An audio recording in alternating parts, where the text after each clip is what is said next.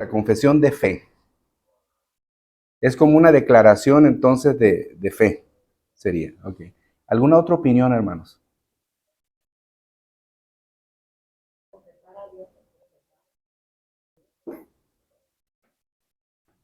Nos quedamos con confesar. Confesar a Dios, en el sentido, hermano, confesar a Dios delante de los demás, es decir, lo que creemos de Él. Como afirmar también afirmar que creemos. Afirmar lo que creemos. Que si confesamos con nuestro corazón, pero confesamos con nuestro corazón. Hermanos, una de las cosas que es interesante e importante es lo que nosotros creemos, debemos de confesarlo. No es solamente creerlo para quedarnos en nosotros mismos lo que decimos creer y nadie más sabe de esto, como aquellos que trabajan y llegan a decir en un momento, en el trabajo nadie sabe que soy cristiano, como si fuera un logro. No se trata, hermanos, de guardar la fe, sino, hermanos, de ser como una lámpara encendida. Dice la misma palabra que somos la luz del mundo y una lámpara no se enciende y se esconde debajo de un almud, sino que se pone en lo alto para que alumbre a todos los hombres. Esto sería la idea de la confesión, confesar lo que creemos y que nos sirva de parámetro, hermanos, para no salirnos ni a un lado ni a otro de lo que la palabra de Dios dice. Alguien dijo por ahí que la confesión brilla como la luna, pero no con una luz propia, porque la luna no brilla con luz propia, hermanos, sino que la luna o la confesión de fe brillaría con la propia luz de las escrituras, porque es el respaldo, la escritura, de lo que está escrito en la confesión. No se sale de ahí. Así que pensando en esto, hermanos, y pensando en el capítulo 20 de la confesión de fe, que es el capítulo que estamos tratando del Evangelio y del alcance de su gracia, hay una pregunta como para volver un poquito atrás y tomar el párrafo 3 que hemos de tratar ahora. La pregunta sería, ¿cómo se salvaban las personas, hermanos, antes de que Cristo muriera? ¿Cómo se salvaban las personas antes de que Cristo muriera? Porque antes de que Cristo muriera, hermanos, muchas personas habían creído, muchas personas fallecieron. ¿Y dónde están estas personas entonces? ¿Cómo se salvaban las personas antes de Cristo?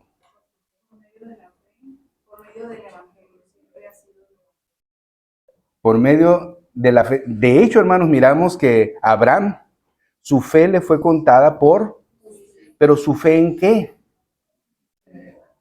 Ahora, hermanos, dijo el mismo Señor Jesucristo, arrepentíos y creed en el Evangelio. Esto que dice, hermanos, el Evangelio, que nos habla acerca de esta buena noticia de salvación, es lo que debemos de creer en ese autor de esa salvación que nos llega a través del Evangelio, de esa buena noticia. El párrafo 1, hermanos, si alguien trae la confesión de fe, voy a leer así de manera rápida el párrafo 1, lo que dice del capítulo 20, párrafo 1. Dice, habiendo sido quebrantado el pacto de obras por el pecado y habiéndose vuelto inútil para dar vida, agradó a Dios dar la promesa de Cristo, la simiente de la mujer, como el medio para llamar a los escogidos y engendrar en ellos la fe y el arrepentimiento. En esta promesa el Evangelio en su sustancia fue revelado y por lo tanto es eficaz para llevar a los pecadores a la conversión y a la salvación. Le plació a Dios, le agradó a Dios dar la promesa de Cristo. Por eso cuando miramos en Efesios capítulo 1, hay, hermanos, ahí algo que la palabra del Señor nos dice respecto de la obra de Dios en la elección o en la predestinación, cuando no aparece que fue nuestra obra, sino que fue la obra de nuestro Dios. A Dios le plació dar la promesa de Cristo. Por ejemplo, Gálatas 4:4. Si alguien lo tiene, lo puede leer, por favor. Gálatas 4:4. Pero cuando vino el cumplimiento del tiempo, Dios envió a su Hijo, nacido de mujer y nacido bajo la ley. Cuando llegó el cumplimiento del tiempo, Dios mandó, o Dios envió a su Hijo, nacido de mujer y nacido bajo la ley. Esto es, hermano, lo que dice el párrafo 1, dar la promesa de Cristo. ¿Dónde miramos esto? Es interesante, hermanos, mirar que antes de Cristo o antes de Génesis 3:15, no había pecado, de manera que no era necesaria la revelación directa de esta promesa. no era necesario. ¿Se acuerdan lo que dice, por ejemplo, Génesis 1:31? ¿Vio Dios que todo lo que había hecho?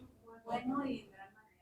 Hermano, era bueno en gran manera, de tal manera que no había pecado hasta ahí y no era necesaria esta promesa de Cristo hasta ahí. A lo que me refiero, hermano, no era necesario el evangelio, puesto que no había incurrido en pecado el hombre. Pero después de que el hombre peca, es necesaria que esta promesa se vea manifestada en cumplimiento, y cuando vino el cumplimiento de la ley, el tiempo preciso, Dios envió a su Hijo y lo hizo bajo esa contemplación. Esto, hermanos, hace que sea necesaria la revelación de esa promesa. El pacto quebrantado, como dice el verso 1, el párrafo 1, el pacto quebrantado hace necesario que sea revelada la promesa de Cristo. ¿Cómo se revela esta promesa? Hermano, nosotros podemos mirar en el párrafo 2, y leo el párrafo 2. Ustedes, si tienen ahí su literatura, pueden seguir con la vista, pero el párrafo 2 dice, hermanos, esta promesa de Cristo y la salvación por medio de Él es revelada solamente por la palabra de Dios. ¿Se acuerdan qué es lo que referimos como la revelación de la palabra de Dios? Es la revelación especial. Lo que nos hace ver, hermanos, que también hay una revelación general. Pero la única manifestación específica, hermanos, por lo cual esta promesa de Cristo y la salvación es revelada es solamente por la revelación especial, es decir, por las Escrituras. Si entendemos esta parte, hermanos, si no nos perdemos, se ha tratado mucho esto, ¿ah? Revelación general, ¿cuál es? La creación. ¿Se acuerdan Romanos capítulo 1, verso 20 y 21 por ahí? Parafraseando, hermanos, lo que de Dios se conoce, su eterno poder y deidad. Dios lo hizo claramente visible. Dios lo reveló por medio de ¿qué, hermanos? Por medio de su creación. De manera que el hombre no tenga excusa. Nadie puede decir, hermanos, al mirar los amaneceres, como dice el Salmo 19, o como miramos en las Escrituras, cuando veo los cielos, por ejemplo, la inmensidad del universo, pensar, hermanos, que fue lo que la teoría científica del Big Bang hizo posible. No, hermanos, no puede ser que un accidente haya generado tal perfección, sino alguien perfecto genera cosas perfectas. Y dice la palabra de Dios, hermanos, que a través de esta obra de creación, el hombre no tiene excusas como para decir, bueno, a mí nadie me habló de esa revelación especial donde se presenta a Cristo, nadie me habló. No, hermanos, no hay excusa. Dicho de otra manera, la revelación especial es suficiente para salvación, pero la revelación general es suficiente para condenación. ¿Sí? Hermanos, si quieren, vean el verso 20 y 21 de Romanos 1 para ver esto. Y no podemos restar importancia a la revelación especial y a la revelación general, porque ambas han sido revelaciones de nuestro Dios para nuestro bien. Si alguien tiene 20 y 21, por favor. Porque las cosas invisibles de Él, su eterno poder y deidad, se hacen claramente visibles desde la creación del mundo, siendo entendidas por medio de las cosas hechas, de modo que no tienen excusa.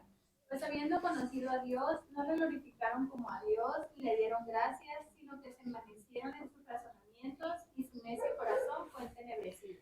Habiendo conocido a Dios, conocieron a Dios, hermanos, por medio de la obra de creación, pero se envanecieron y empezaron aquellas intenciones panteístas, aquellas ideas de que la naturaleza es Dios, de que el río es Dios, de que el árbol es Dios, de que el cielo es Dios, de que la nube es Dios, de que las aves son Dios. Y ahí tenemos a muchas culturas como los hindúes, los egipcios, con cientos y hasta miles de dioses. Todo es Dios para ellos. Pero la revelación especial, incluso miramos, hermanos, que en los primeros libros del Antiguo Testamento el énfasis es que Jehová nuestro Dios, Jehová uno es, uno solamente es. Y esta revelación general nos hace entender que no hay excusas.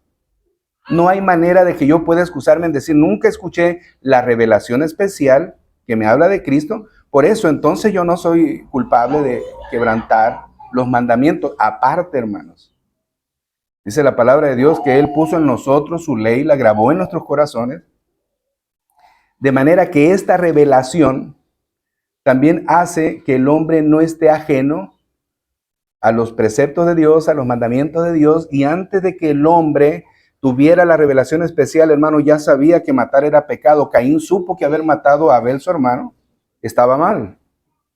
Ya supo Adán y Eva que haber tomado de aquello que se les prohibió estaba mal, pues se escondieron. Eso quedaba claro, pero no había, hermanos, un mandamiento que decía, no mentirás. Pero ya estaba en el corazón de ellos grabado ese mandamiento o esa enseñanza. Ya estaba grabado. Si ustedes se acuerdan, hermanos, en Éxodo tenemos la revelación de los 10 mandamientos. Pero la aplicación de esos 10 mandamientos ya estaban desde antes grabada en el corazón del hombre. En todas partes, en todas las etnias, aunque no tengan la revelación especial, es decir, las escrituras, ellos saben, hermanos, que privar de la vida a alguien es malo. ¿Quién se los dijo? Bueno, Dios lo grabó en sus corazones. El capítulo, este mismo verso 20 de Romanos 1, hermanos, en la versión La Palabra de Dios para Todos, dice, porque lo que de Dios es invisible, o sea, su poder eterno y todo aquello que lo hace ser Dios, se ha hecho claramente visible desde la creación del mundo.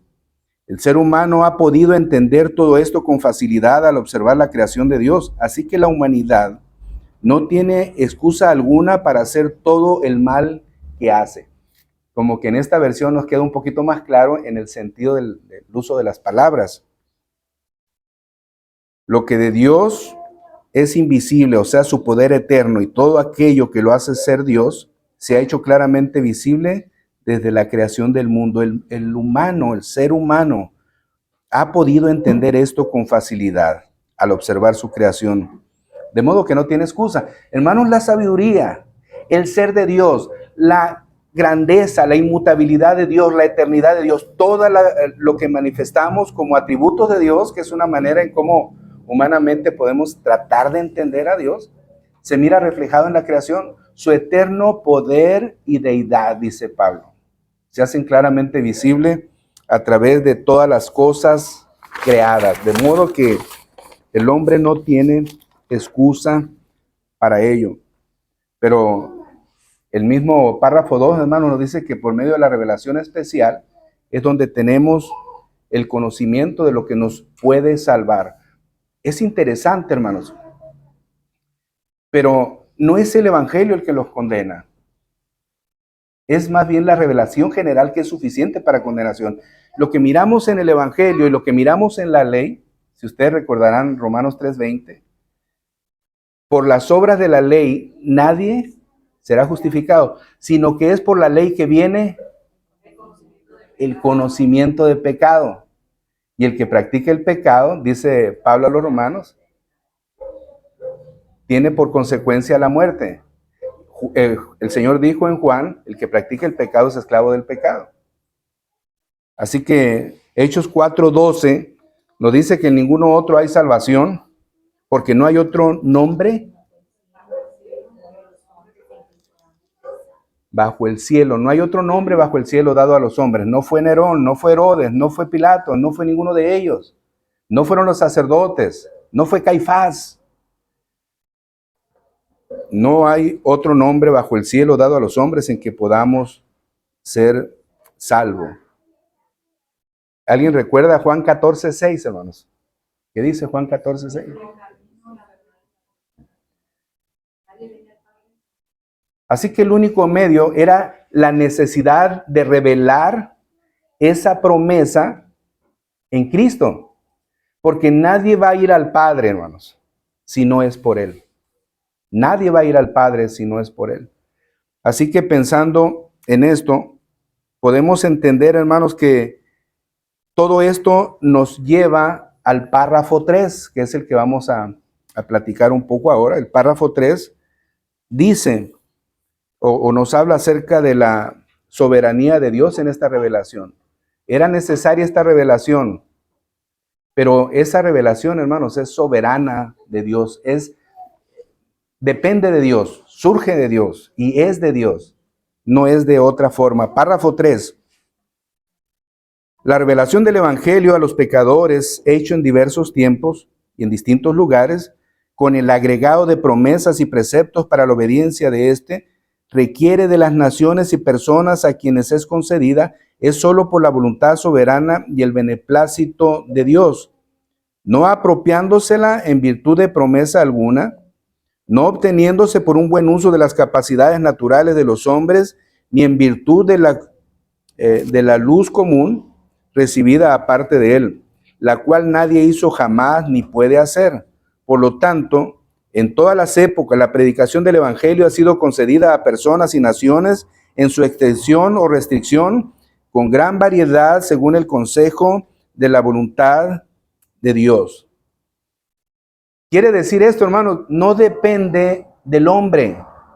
Y es de Dios de donde surge esta promesa y que es soberana porque depende solamente de Él. Nadie puede proponer otro medio de salvación. Nadie puede postular otras premisas para ser salvos, ni otras obras para poder alcanzar estos beneficios. Recordarán ustedes que no solamente los colosenses, ahora los corintios, también los de Galacia enfrentaban lo que era el gnosticismo. Y el gnosticismo, hermanos, como una tendencia y una inclinación filosófica, decían que no era suficiente creer en Jesucristo. Era además necesario alcanzar cierto nivel de conocimiento para poder tener la obra completa. No era suficiente la obra de Cristo. Algo parecido sucedía con esa inclinación deísta. Ellos decían, hermano, está bien, creemos en Dios, Dios hizo el universo, Dios creó todo, pero así, Él no sostiene todas las cosas. Él las creó y las dejó. No, hermanos, sabemos que a través de las cosas que Él creó, hace que se manifieste su eterno poder y deidad, del cual el hombre no puede excusarse.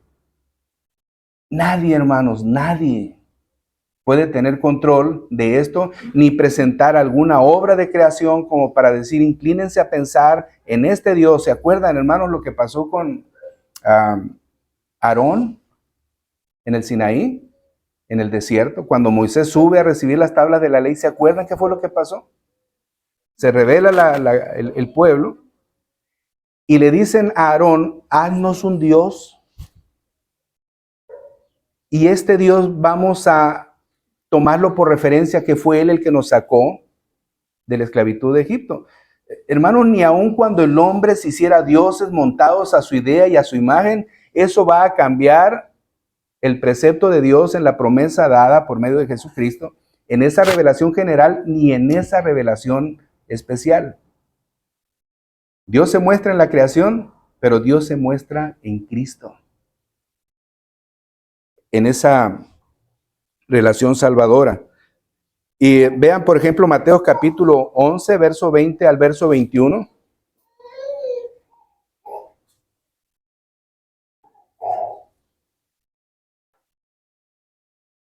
Mateo capítulo 11, verso 20 al verso 21. Hermanos, Dios no solamente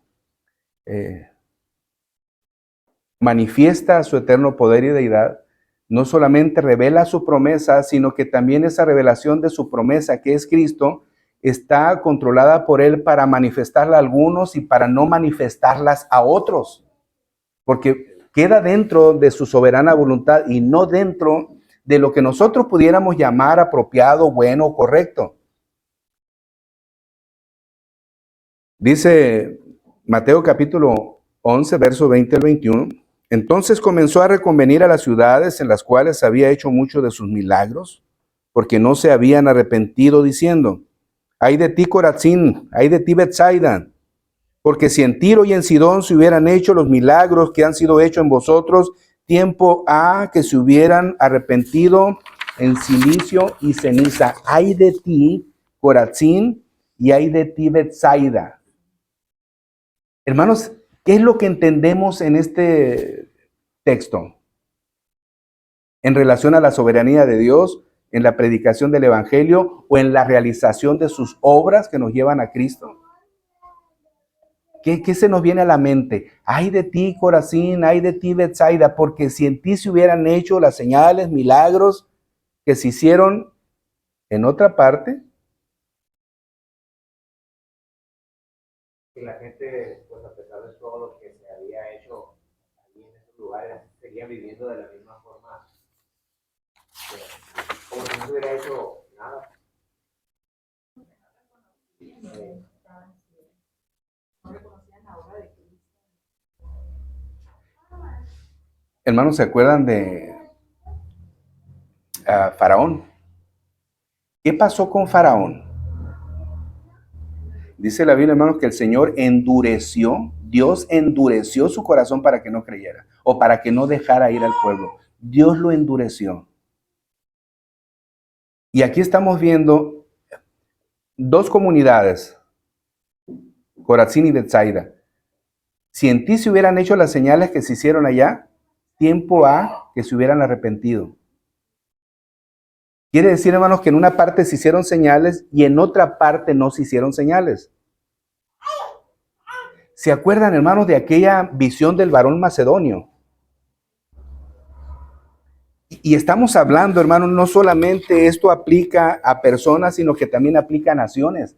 La soberanía de Dios en la predicación del Evangelio no solamente incumbe a personas individuales, donde alguien pudiera decir es que no te ha llamado el Señor a ti, no es el tiempo de tu llamado eficaz o de esa gracia irresistible en ti, no es el tiempo, igual pudiera ser que no seas llamado. Pero hermanos, esto aplica a las naciones.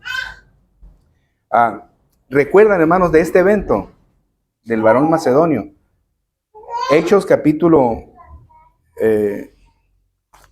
No es Hechos capítulo 4. Es Hechos capítulo 16, verso del 6 al 10. Hechos 16.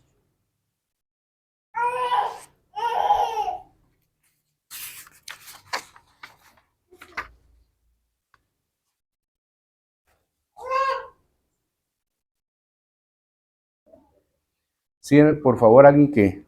Y atravesando Frigia y la provincia de Galacia, le fue prohibido por el Espíritu Santo hablar la palabra en Asia. Ok, hasta ahí. Ven, hermanos, ¿qué es lo que está diciendo el apóstol aquí? O el que narra los hechos de los apóstoles. Atravesando Frigia y la provincia de Galacia les fue prohibido por el Espíritu Santo hablar en Asia. ¿Qué no entendemos nosotros, hermanos, que el Señor desea que todos procedan al arrepentimiento? ¿No es acaso que la Biblia dice esto? ¿Y no es acaso que Pedro dijo, hermanos, que el Señor no retarda su promesa según algunos la tienen por tardanza, sino que es paciente para con todos, no queriendo que ninguno perezca? Pero aquí dice la palabra de Dios, hermanos, que el Espíritu Santo les prohibió, y entendemos que el Espíritu Santo es Dios. El Espíritu Santo les prohibió que predicaran la palabra, esa revelación especial de esa promesa de Cristo, que es el único medio de salvación. Les prohibió que se predicara en Asia. Y hermanos, volveríamos otra vez, Él es soberano en esto. Yo pudiera decir, como dijo el rey David, al mirar que Usa moría por haber tocado el arca del pacto. Recordamos cómo fue aquel evento, hermanos, cuando el arca era trasladada en unas varas sostenidas en los bueyes, y los bueyes trastabillan, y los bueyes van a caer, y el arca va a caer. Entonces un hombre bien intencionado detiene el arca de la alianza o del pacto para que ésta no se caiga, pero se muere. Y uno pudiera decir, pero ¿cómo es posible? Lo que estaba haciendo Usa era correcto. Pero esto es visto, hermanos, a los ojos de un hombre mortal, como dijo Samuel, o el Señor le dijo a Samuel, los hombres miran lo que sus ojos ven, pero yo miro el interior, el corazón del hombre. Hermanos, lo que el Señor decretó, eso es lo que se sostiene. No es lo que mi imaginación, ni mi deseo, ni mi buena intención van a prevalecer delante de Dios. Yo, dijera Usa, no voy a permitir que aquel mueble que representa la presencia gloriosa, el Shekinah de Dios, se caiga y se pudiera quebrar. Madera de acacia fina, recubierta de oro, con aquellos querubines encima, y que contenía la vara de Aarón, el maná, y las tablas de la ley. No es posible. Ahora, hermanos, cuando pudiéramos pensar, ¿cómo es posible que el Espíritu Santo les prohibiera que se predicara el Evangelio en Asia? ¿Que no es lo más lógico? ¿No es acaso que Hechos capítulo 1, verso 8 dice, pero recibiréis poder cuando haya venido sobre vosotros el Espíritu Santo y me seréis testigos en Jerusalén, Judea, Samaria y hasta lo último de la tierra. Entra Asia, ahí entra Asia. Y la gran comisión de Mateo 28. Toda potestad me es dada en el cielo, por tanto id. ¿A dónde?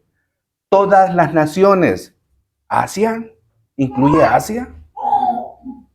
Pero hermanos, mi pensamiento está tan limitado a mis emociones y a mi manera de actuar que pudiera yo pasar por alto la determinación soberana de Dios, como dijo Jonás, la salvación es de Jehová. Y luego miramos en los evangelios que el Señor dice, no puedo hacer con lo mío lo que quiero. Pues hermanos, como Él es soberano, puede hacer lo que Él quiera con su palabra, con su promesa de Cristo, con esta salvación tan grande, y no tenemos la facultad de decir nosotros, como el alfarero o como el barro al alfarero, no me gusta como me hiciste. Correcto, hermanos. Pablo dice a los romanos, no depende del que quiere, ni del que corre, sino de quien Dios tiene misericordia. No quiere decir, hermanos, que en Asia no se predicaría el evangelio. Pero si el Señor determinó, no es el momento que en Asia, es porque Él es el Dios del tiempo también. Y Él maneja y administra económicamente su evangelio. En ese sentido también tendríamos que ver, sigue el verso 7 de Hechos 16. Y cuando llegaron a Misia, intentaron ir a Iconio, pero el Espíritu no se lo permitió. Ahí otra vez. Hermanos, pudiéramos entender humanamente, bueno, el Señor ya determinó que en este lugar no, y es que pues ni yo quisiera predicar ahí. Estamos hablando, hermanos, de una zona de tolerancia, estamos hablando de una zona de prostitución, estamos hablando de un lugar que es muy oscuro, estamos hablando de un lugar donde se practica la brujería. Bueno, está bien, ni siquiera yo querría ir a predicar. Humanamente hablando, ¿estaríamos pensando así? Por ahí recientemente se hablaba de un hombre que había ido a predicar a una tribu de los sentineleses, creo, si mal no uso la expresión del nombre de la tribu. Este era un muchacho que quería predicarles el evangelio. Antes, no sé si otras gentes lo hubieran intentado, pero quizá no era muy atractivo, porque las mismas autoridades decían que en esa isla las personas que vivían, la etnia que vivía, la tribu que vivía era muy violenta. Nadie quería acercarse porque eran violentas. Y pudiera ser, hermanos, que este muchacho o este hermano que va a predicarles el evangelio o que quiere predicarles el evangelio, hubiera llegado a pensar, bueno, pues lo evito mejor y voy a otra parte. Finalmente hay tanto espacio en el mundo donde no se ha predicado el evangelio, ¿por qué ir ahí? Bueno, hermanos, el resultado creo que ustedes lo escucharon en las noticias en su tiempo, que lo mataron a este muchacho. Fue traspasado de flechas, creo, o lanzas, no sé. El asunto, hermanos, está. El Espíritu Santo prohíbe que prediquen en Asia. Pero luego pudiera decir el apóstol Pablo, y pudieran decir los que con él estaban, bueno, vamos enseguida. Creo que ahí sí. Pero hermanos, vuelve otra vez al Espíritu Santo a decirles, no, tampoco. ¿Y qué sigue diciendo el verso 9? Verso. Pasando junto a Misia, descendieron a Troas, y se le mostró a Pablo una visión de noche. Varón macedonio estaba en pie, rogándole y diciendo, pasa a Macedonia y ayúdanos. Cuando vio la visión, enseguida procuramos partir para Macedonia, dando por cierto que Dios nos llamaba para que les anunciásemos el evangelio. Hermanos, si nos damos cuenta, ahora viene una manera en cómo Dios se revela al apóstol para decirle el lugar a donde deben de ir, una visión. Y en esta visión, hermanos, se ve a un hombre que pide ayuda. El apóstol da por enterado que es ese lugar donde Dios demanda que vaya y se predique el evangelio, y entonces ellos se dirigen a aquel lugar a predicar el evangelio. Hermanos, hasta las naciones.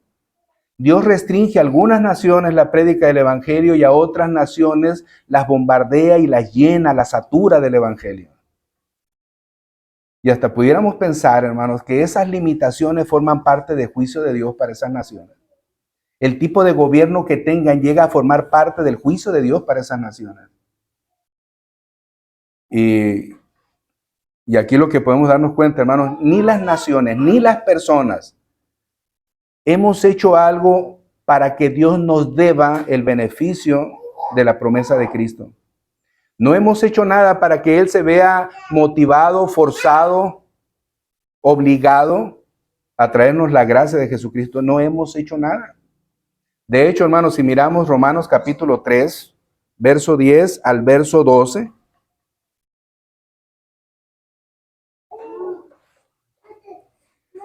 Nehemías, ¿lo puedes leer, hijo, por favor? Romanos capítulo 3, verso 10 al verso 12.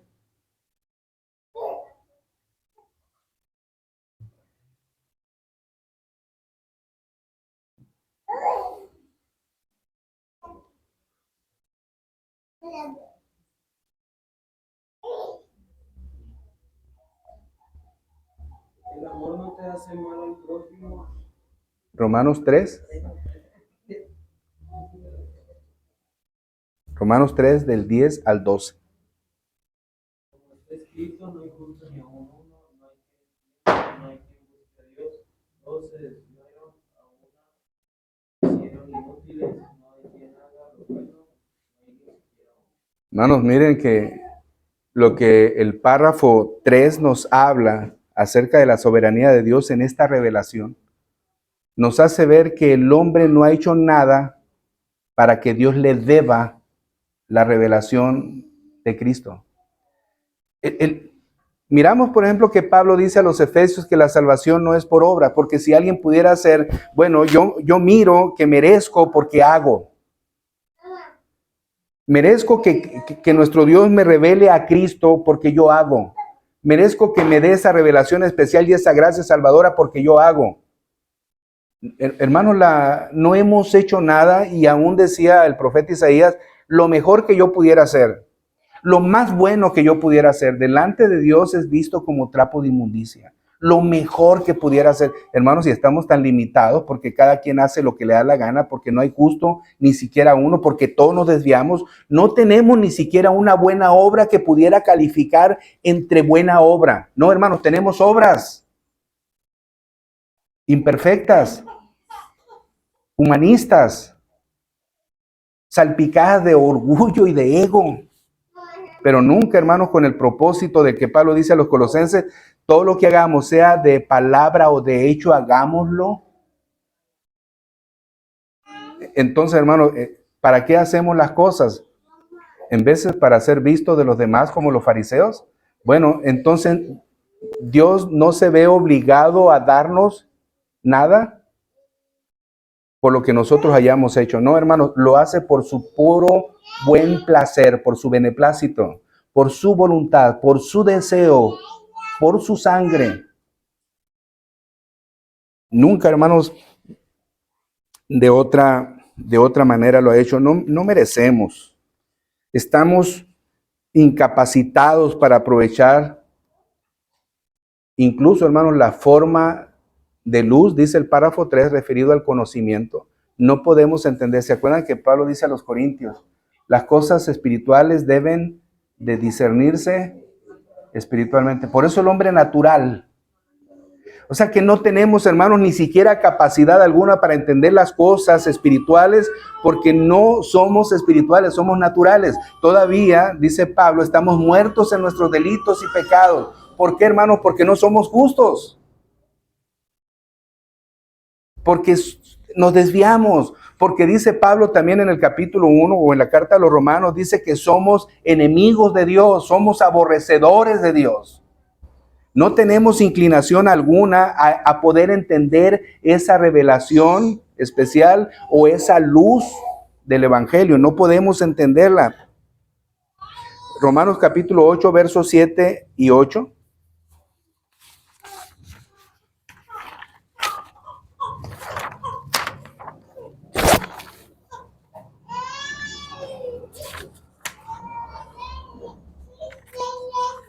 Romanos capítulo 8, versos 7 y 8.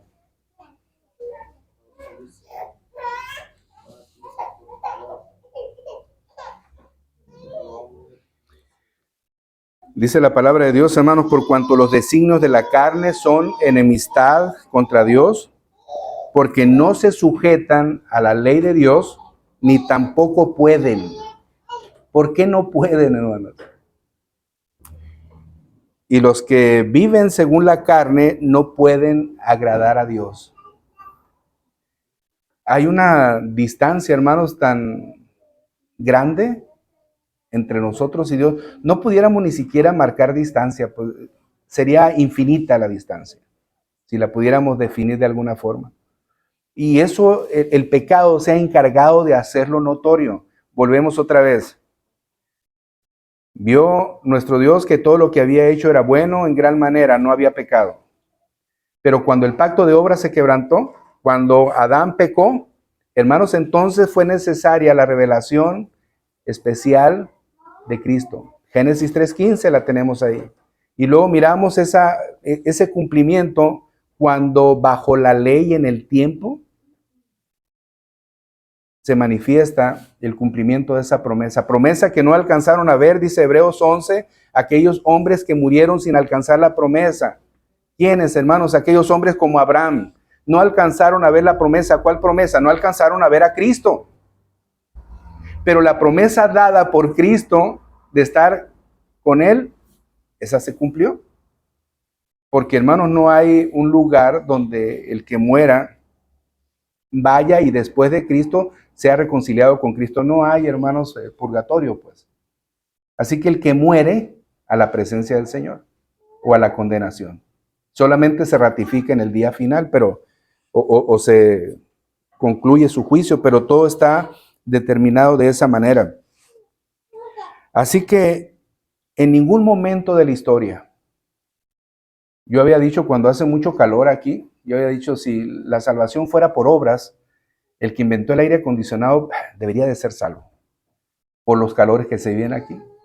Pero hermanos, volvería a decir, es mi razonamiento humano, pero el autor y consumador de la salvación es el que determina y es al que le revela específicamente esta revelación especial que es Cristo, porque sin esa revelación especial nadie será salvo. ¿Cree en el Señor Jesucristo? ¿Esta es la promesa o es la revelación? Y es una revelación necesaria, pero es una revelación soberana, no depende de nadie, sino de nuestro Señor. Y serás salvo, dice la Escritura. Ahorita que estábamos leyendo Efesios capítulo 1, del 3 al 9, veamos ahí, hermanos, qué son las cosas que hacen que esta revelación especial sea soberana y que no dependa de nosotros. Vean ahí, hermanos, en los versos del 3 al 9, y si gustan hacerme visibles sus opiniones ahí, hermanos, en cuanto a qué son estas características de la revelación soberana de Dios. ¿En dónde se mira y que no tiene que ver la voluntad del hombre?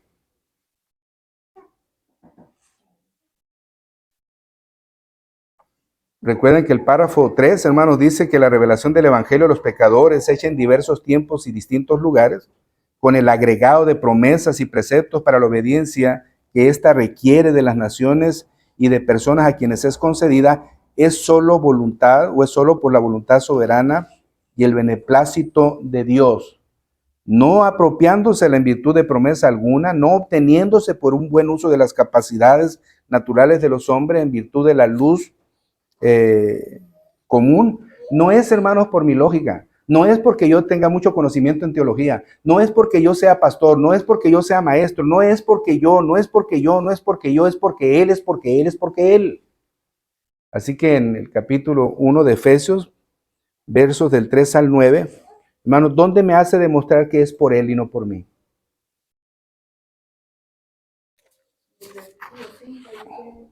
Habiéndonos predestinado para ser adoptados hijos suyos por medio de Jesucristo, según el puro afecto. Entonces, ¿qué es lo que miramos ahí, hermanos? En ese verso 5 que nuestra hermana dice. Pues desde el 3 dice, bendito sea el Dios y Padre de nuestro Señor Jesucristo, y en el 4 dice, según nos escogió en Él, y lo vuelve a decir en el versículo 5, de acuerdo a su voluntad. Que nos escogió en Él, no lo escogimos a Él. Y hermanos, debe de quedarnos esto muy claro. No lo escogimos a Él, ¿por qué? Porque estamos muertos en nuestros delitos y pecados. No lo escogimos a Él porque las cosas espirituales deben de discernirse espiritualmente y el hombre común no las entiende. No lo escogimos a Él porque estamos enemistados con Él y porque somos aborrecedores y enemigos de Él. No lo escogimos nosotros a Él. Y fíjense, hermanos, que Él nos escogió siendo aborrecedores de Él, siendo enemigos de Él, siendo ofensores de Él. Él escogió. Sí, en ese hablar de pecador, hermano, estamos hablando de toda la perversión que pudiera haber, toda la miseria que pudiera haber en nosotros. No podemos adjudicarnos, porque muchos dicen hoy en día, hermanos, que somos tan libres y soberanos nosotros de poder decir, creo en el Señor Jesucristo para ser salvo. Yo determino mi salvación. No es cierto. No determinas la salvación ni decides tu salvación. Es Dios quien determina y decide tu salvación. No eres tú. Porque no hay la capacidad ni siquiera de poder por nosotros mismos creer en Él, ¿no? Porque ya teníamos según nuestra naturaleza pecadora. Y es que, bueno, según el párrafo que nos habla de libre albedrío, es cierto, según nuestra naturaleza vamos a escoger en nuestra naturaleza. ¿Cómo es nuestra naturaleza? Caída. Entonces nuestra libertad o albedrío está dentro de las cosas caídas. ¿Sí? Ciertamente, hermanos, todos los días escogemos. Hoy decidieron venir al templo. Gloria a Dios. Decidieron qué ropa ponerse. ¿Okay? Tienen la libertad de escoger, de que nadie les imponga qué hacer. Pero, hermanos, esos son libertades comunes, pero para salvación, hermanos, no hay esa libertad común. En la naturaleza de cada quien, en la condición de cada quien, escogen cada quien. Y la naturaleza caída del pecador que no está en Cristo, escoge puras cosas relacionadas con perversión. Así que, hermanos, Él nos eligió y luego lo hizo, dice mi hermana María Elba, en amor. ¿En qué amor, hermanos? Porque yo lo amé. Y fíjense, hermanos, volveríamos a decir, bajo la condición de enemistad que tengo con Dios, ¿puedo amar a mi enemigo? No. Sin Cristo yo no puedo amar a mi enemigo. Y como el hombre natural no tiene a Cristo, pues no puede amar a Dios a quien llama enemigo. Y no puede Dios ser su enemigo, porque la misma palabra de Dios dice en Juan que el que no ama no ha conocido a Dios, porque Dios es amor. Así que no puede haber tal relación. Pero aquí entonces el amor al que se refiere es el amor de Dios. Y dice el salmista, hermanos, por amor a mí mismo yo soy el que borro tus rebeliones. Pero es una manifestación de amor de Él, no es una manifestación de amor mía.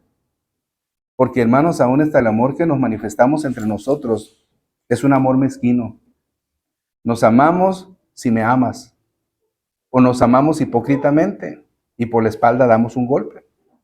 Ese es el amor humano. Pero el amor de Dios, hermanos, no tiene envidia, no es jactancioso, no se envanece, no se irrita. Y tenemos ahí la excelencia del amor en 1 Corintios capítulo 13. ¿Qué otra cosa vemos más, hermanos, como manifestación de esa soberanía en cuanto a la revelación de Dios? En el caso de Efesios capítulo 1, del 3 al 9.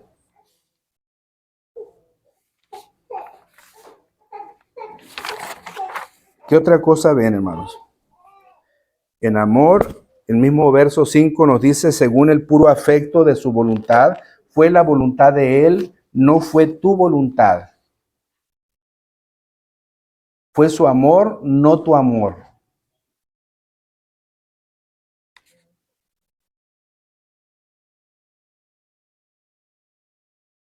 ¿Qué más, hermanos? ¿Qué más? Todavía nos quedan algunas otras cositas más ahí. Dándonos a conocer el misterio de su voluntad, según su beneplácito, el cual se había Su beneplácito, su buen placer. Porque a Él le plació, pues, ¿no?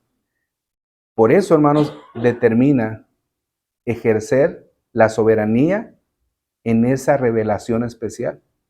Pero agrega todavía, hermanos, que en el verso 6 y en el verso bueno, en el verso 6, porque el verso 9 va en relación a lo que dijo mi hermana Marisabel. Verso 6, ¿qué dice, hermanos? Sí, correcto. En el amado. Hermanos, agrega por su sangre. Por su sangre. ¿Acaso nos hemos sacrificado nosotros, hermanos, para venir a los pies de Cristo? No. Dice, sin embargo, Isaías capítulo 53, que fue nuestro Dios quien cargó en él el pecado de todos nosotros y por su llaga fuimos nosotros curados, por su sangre. En quien tenemos redención por su sangre, el perdón de pecado. Así que fue su sangre, no fue mi sangre, hermanos. Yo no me sacrifiqué para venir a los pies de Cristo. Yo no lo deseé.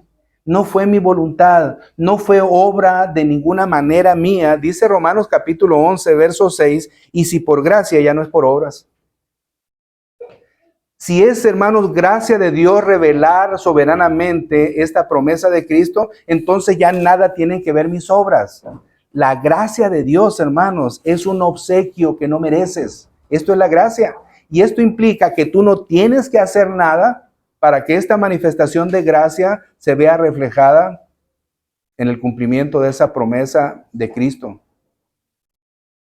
Nada tiene que ver. ¿Qué hizo, hermano, el varón macedonio? ¿Qué hizo, hermanos, Frigia? ¿Qué hizo Asia para no merecer y el otro para sí merecer? Estamos hablando, hermanos, perdón, la palabra no es merecer. ¿Qué es lo que hizo que Dios determinara? Aquí no, aquí tampoco, pero aquí sí predica la palabra. ¿Qué fue lo que determinó? Hermano, dentro de la voluntad soberana de Dios, Él determinó, porque de Él es la salvación. Él va a llamar a los elegidos en el momento y forma como Él lo determine y lo hará de manera irresistible. Pero así lo hará, y lo hará a través de la luz de la revelación especial, es decir, del Evangelio. No lo va a hacer, hermanos, a través de las buenas obras de los hombres. Y esto, pues, debe de quedarnos claro, hermanos, para nosotros. No le debemos nada a Dios. Dios es soberano en la salvación. Y Él da, hermanos, esta salvación a quien Él quiere. Recordemos lo que dice Romanos capítulo 8, 29 al 30, los que antes conoció. A estos también predestinó para que fuesen hechos conforme a la imagen de su Hijo, para que Él sea el primogénito entre muchos hermanos, y a los que predestinó, a estos también llamó. No, hermanos, llamó a otros. Porque ciertamente hay muchos que se llaman, pero no son escogidos. Hay muchos que se autollaman, pero no son escogidos. Y a los que llamó, a esos también justificó. Y acuérdense los beneficios de la justificación. Paz para con Dios. Ya no hay enemistad. Ahora, hermanos, somos herederos y coherederos con Cristo. Ya tenemos una relación estrecha. ¿Y cómo hizo, hermanos, nuestro Señor este llamado? Dice Pablo, no me avergüenzo del Evangelio porque es poder de Dios para salvación. ¿Qué implica el Evangelio, hermanos? ¿Qué es el Evangelio? Poder de Dios, pero ¿qué es el Evangelio? Las buenas noticias de salvación. ¿Cuáles son esas buenas noticias? Que yo he hecho algo, hermanos, para ser salvo, que yo he podido estudiar tanta teología, que yo he podido hacer buenas obras, que he estado inmerso en las obras misioneras, que he estado haciendo tales y cuales cosas. Esa es la buena noticia que puedo compartir, y que si tú haces puedes ser salvo. Esa es la buena noticia. No, hermano, no es lo que yo hice, mas sin embargo sí es una obra, pero no es la tuya ni es la mía. Es la obra de Cristo en la cruz. Y esta es la revelación hecha, hermanos, de la cual el Señor, nuestro Dios, habla que Él es soberano. Y hermanos, nosotros debemos rechazar la idea que pudiera surgir en cuanto a la salvación por la revelación especial de Dios y que es concerniente a su soberana voluntad. Debemos de rechazar la idea, hermanos, que algunos tienen de las doctrinas calvinistas o de la inclinación calvinista al pensamiento, y a la enseñanza. ¿A qué me refiero con esto, hermanos? Yo puedo decir, nosotros somos calvinistas, pero hermanos, yo evitaría la palabra calvinista para decir mejor somos apostólicos o somos bíblicos. Pero ¿qué es lo que ha pasado con estos hombres de la Reforma? Bueno, voltearon a retomar el punto donde se estaban perdiendo. Dice la palabra, busquen las sendas antiguas y síganlas, pero ellos dijeron, no las seguiremos. Y llega el momento en que la iglesia empezó a perder el rumbo y a hacer lo que les parecía bien hacer y actuar de la manera que les parecía bien actuar y a creer, hermanos, herejías que les parecía que eran propias, que eran correctas. No, hermanos, lo que hicieron entonces los reformadores es volver al punto donde se perdieron para volver con la sana doctrina y la sana enseñanza. Pero hay quienes dicen que porque creemos que Dios es soberano en la salvación y que Dios va a salvar a quien le plazca, entonces nosotros no predicamos el evangelio. No tenemos ese deseo de predicar el evangelio. No, hermanos, es diferente. Lo que pasa con nosotros es que tenemos o debemos tener cuidado en cómo se predica el evangelio. ¿Sí? El evangelio se tiene que predicar. Aparte, hermanos, es un mandato específico de Dios para la iglesia. El evangelio se tiene que predicar, pero no se tiene que predicar con la idea común de que tú eres, de que tú decides. No, hermanos, de que Él es soberano, de que Él decide. Ahí sí. Y esto es algo que para nosotros nos debe de quedar claro, hermanos, para que no perdamos la idea. Dios es soberano en la salvación. Dios va a salvar a quien le plazca, sí. Pero a nosotros se nos ha dicho que sin la predicación del evangelio nadie será salvo. Pero curiosamente con la revelación general, con la manifestación de la creación es suficiente para que la persona sea condenada. Entonces, ¿qué necesitamos? Yo no sé a quién el Señor va a salvar.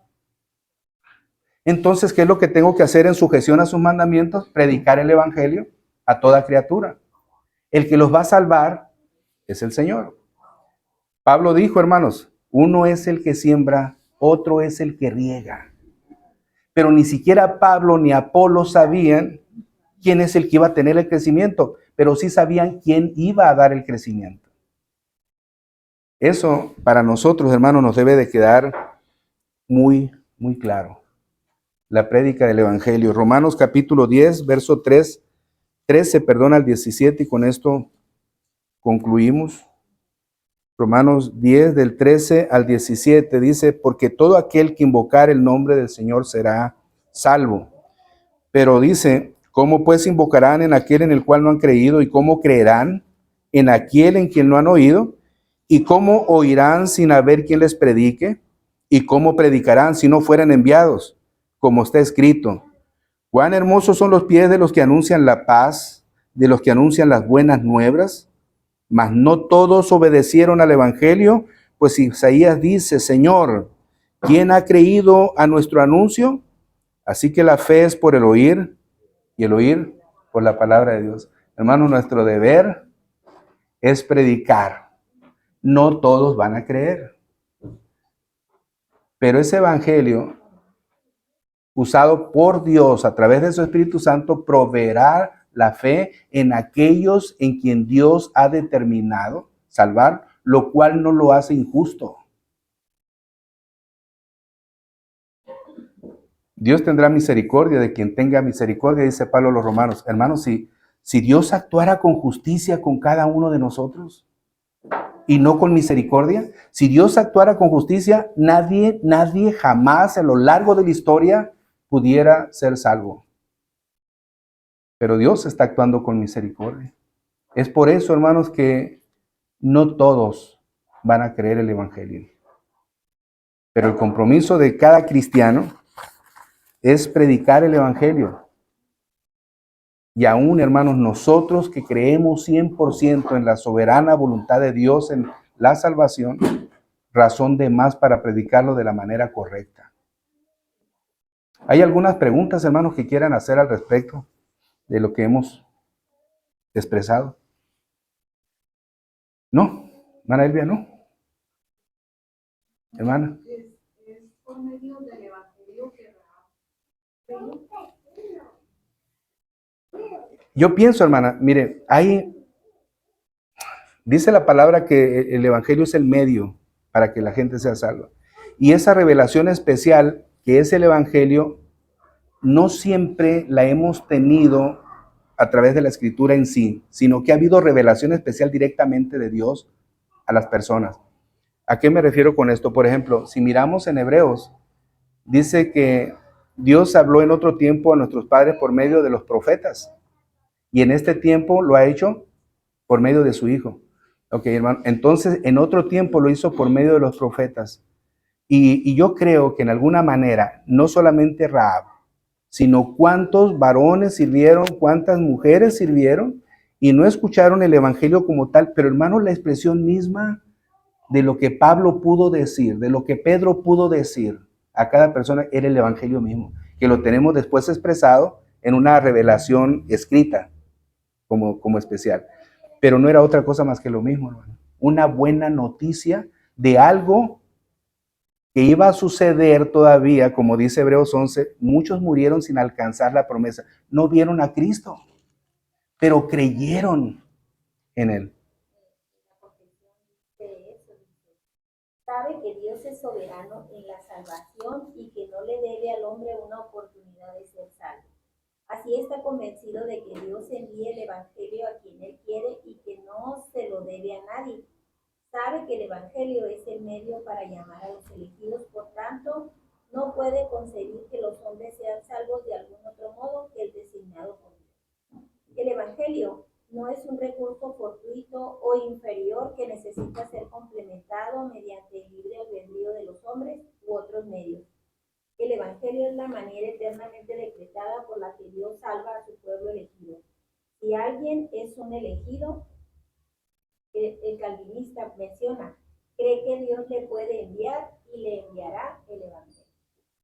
De alguna manera. De alguna manera, y vuelvo a decir, hermanos, ¿cuántos desde Génesis 3:15 en adelante, el tema de la salvación, el tema de la promesa, se venía repitiendo en todos los libros? Aparecía. Miramos la Pascua, por ejemplo, una revelación de lo que sucedería, pero estaba representada en la Pascua. Y todo eso, dice Pablo a los Colosenses, era sombra de lo que habría de venir, que se cumple en Cristo. Pero era el evangelio narrado en eventos, en circunstancias y en las mismas palabras que los siervos del Señor expresaban. Entonces yo creo, hermanas, finalmente es por razón del evangelio la salvación del hombre. Pero el no creer, el no mirar la grandeza de Dios o el no creer en el Señor a través de su creación es suficiente para condenarlo. Y está, hermano, como pues ahí con el que estaba crucificado a un lado de Jesús. De una manera el evangelio le llegó frescamente ahí directo a él. Y fíjense, hermano, lo que dice el hermano Alejandro. ¿Cómo escuchó el evangelio? Esa revelación especial, ¿cómo la tuvo? Nosotros, hermanos, somos beneficiados, privilegiados, tenemos todo el evangelio aquí y repasamos y tomamos y disfrutamos. Pero es que el evangelio era la noticia de aquel que estaba crucificado ahí.